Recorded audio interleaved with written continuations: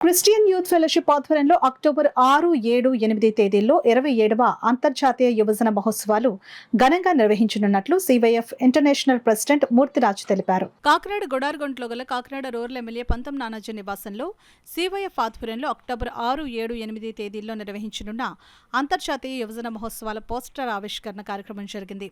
కార్యక్రమంలో Kakinada rural MLA పంతం నానాజీ, వాసిరెడ్డి యేసుదాసు, పంతం సందీప్లు యువజన మహోత్సవాల పోస్టర్ను ఆవిష్కరించారు.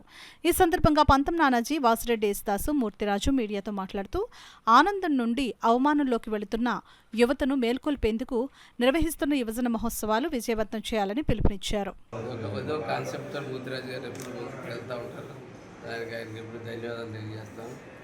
అలాగే ఈసారి సెల్ టు హెల్ అంటే ఈ రోజుల్లో కుటుంబాలని సెల్ ఎంత ప్రయోజనకరమో అంత ప్రమాదకరం.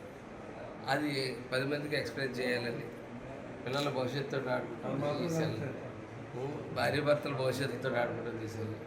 ఈ సెల్ 2 రకాలు, ఒక రకంగా ఉపయోగకరం అయితే ఒక రకంగా దాని హానికరమైన అనుకోవట్లేదు.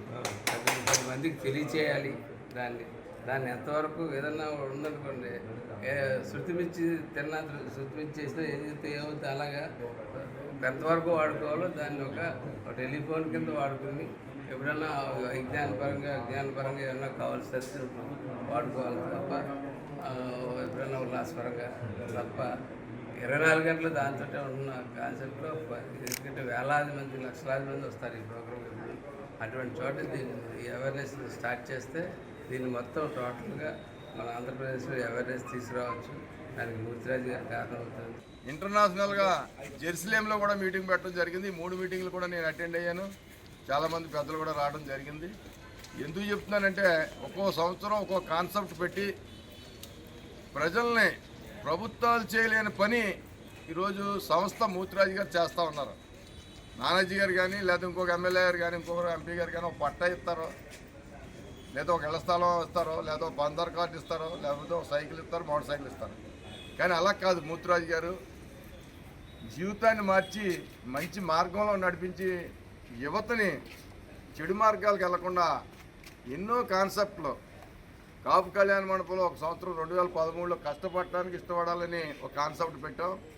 తద్వారా ఆ రోజు 3000 మంది వచ్చి 3000 మంది కూడా మనం కష్టపడి భవిష్యత్తులో ముందుకు రావాలని ఒక ఆలోచన ఇవ్వడం జరిగింది. ఇప్పుడు సెల్ గురించి పెట్టారు. సెల్ అవసరం దానికే వాడాలి తప్ప అక్కర్లేని దానికి వాడితే అది పీకి మీకు వస్తుందని చెప్పి ఈసారి కాన్సెప్ట్ కూడా పెట్టడం జరిగింది. ఏదైనా ఎంతవరకు ఉండాలో మనం అంతవరకు ఉండాలి, ఎంత వాడాలో అంత వాడాలి తప్ప 24 గంటల chatting, video call, audio call ఇవన్నీ చేసి ఉన్న జీవితాన్ని పాడు చేసుకుంటున్నారు ఎవరు. అది పాడవకూడదు అన్నదే మూర్తిరాజు గారు ఆ కాన్సెప్ట్ అని చెప్పి సందర్భంగా మూర్తిరాజు గారిని, ఆ సిఓఎఫ్ మెంబర్స్ని, బోర్డ్ ఆఫ్ డైరెక్టర్లు అందరినీ కూడా అభినందిస్తున్నామని చెప్పి సందర్భంగా తెలియజేస్తూ ఈ కార్యక్రమానికి అందరూ ఆహ్వానితులే రావాలని చెప్పి ఆహ్వానిస్తాం. ఇది 27వ అంతర్జాతీయ యువజన మహోత్సవాలు కాకినాడలో జరగబోతున్నాయి. అంతర్జాతీయంగా అనేక దేశాల నుండి తెలుగు ప్రజలు హాజరు కాబోతున్నారు, తెలుగు యువత హాజరు కాబోతున్నారు. ఈ సంవత్సరం ఆనందం నుండి అవమానంలోకి వెళ్ళిపోతున్న నేటి యువత ఎందుకు వెళ్ళిపోతుంది, ఆనందకరంగా వాడాల్సిన సెల్లు ఎందుకు అవమానంలోకి దారితీస్తుంది అన్న కాన్సెప్ట్తో మేము అనేక మంది యూత్ కౌన్సిలింగ్స్ ఇస్తూ ఇలా పాడైపోవడం గల కారణాలు, మూలాలు కనుగొన్నాం. మూలాలు సెల్ ఫోన్గా తేలింది. అందుకని దానికోసం ప్రత్యేక సదస్సును ఏర్పాటు చేసి యూత్కి చెప్తే వింటారు, వాళ్ళకి చెప్పే రీతిలో చెప్పగలగాలి. కనుక ఒక మంచి మ్యూజిక్ ఇచ్చే వాళ్ళకి కాన్సెప్ట్లో మంచి తరగతులు నిర్వహించబోతున్నాం. ప్రముఖులైన వారు వస్తున్నారు, దీనికి రాష్ట్ర కేంద్ర ప్రముఖులు రాబోతున్నారు. కనుక యువకులందరూ కూడా 2 తెలుగు రాష్ట్రాలను యువకులందరూ దీనిలో పాల్గొని దైవ దీవెనలు పొందాలని అక్టోబర్ 6 నుంచి 8 వరకు కాకినాడలో జరగబోతున్న ఈ అంతర్జాతీయ యువజన మహోత్సవాలకు మీ అందరికీ స్వాగతం,